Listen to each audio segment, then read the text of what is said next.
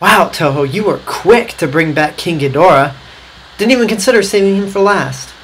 So, what do you guys do now? Well, I guess the next thing to do is to bring Mothra back.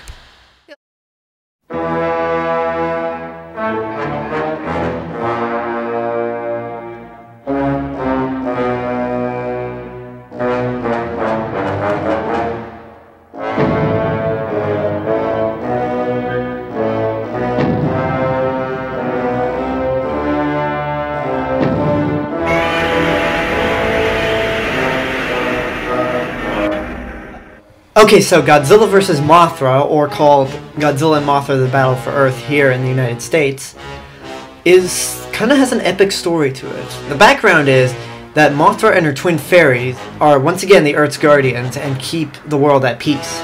An ancient civilization builds a weather machine that controls the Earth's climate, so the Earth itself decides to create a black Mothra called Batra. However, something goes wrong, where Batra goes berserk and becomes an enemy of the Earth. So Mothra engages him in battle and wins, but at the cost of the civilization being destroyed. Then both monsters go into hibernation, or I guess that's what it is. The movie doesn't really explain it that detailed on how they come back after these long times in larva form. But that's just the background. The story of this movie is that a meteor is headed towards the Earth and will destroy the entire world. If you thought the dinosaurs had it bad, if this meteor hits Earth, everything's gone.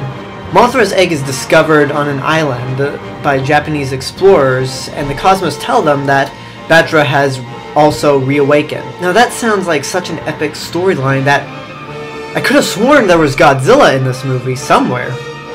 Well, he is in this movie, but it's simply a matter of him popping up at the wrong place at the wrong time. So yeah, the story sounds more like a Mothra movie than it does a Godzilla movie. I mean, Godzilla's name is in the title. It does take place after Godzilla vs. King Ghidorah, but the story focuses more on Mothra and her fights with Batra. There's nothing that really says that it's a Godzilla movie. I mean, the last one, they had to bring Godzilla back into existence to fight off King Ghidorah.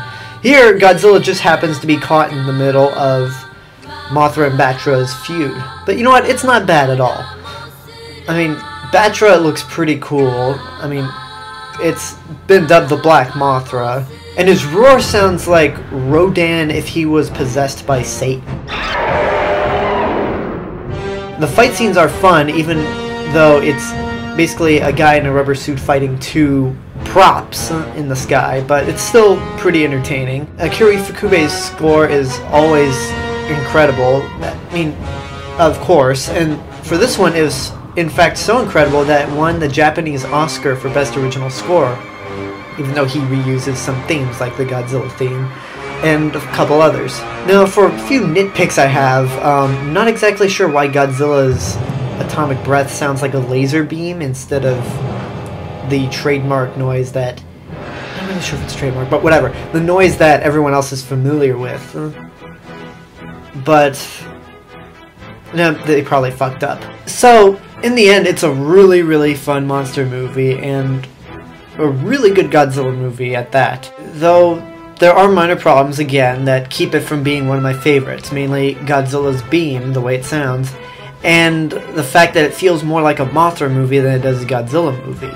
Which, ironically, this movie would spawn Rebirth of Mothra Trilogy, or the Mothra Trilogy as it's known in Japan. It would take place a year after this particular Godzilla series ends. However, it's in a completely different continuity. But I like those movies too, so I suggest you look at those too. But as for this particular movie, it's worth seeing. It's not one of my favorites, but it's definitely good enough that you should at least see it sometime. Because those problems that I mentioned are so tiny compared to what's actually presented on screen. So, I mean, that's basically what I have to say about Godzilla vs. Mothra. I have 9 more Godzilla movies to review, so I will keep them coming, and I will see you guys tomorrow. Bye.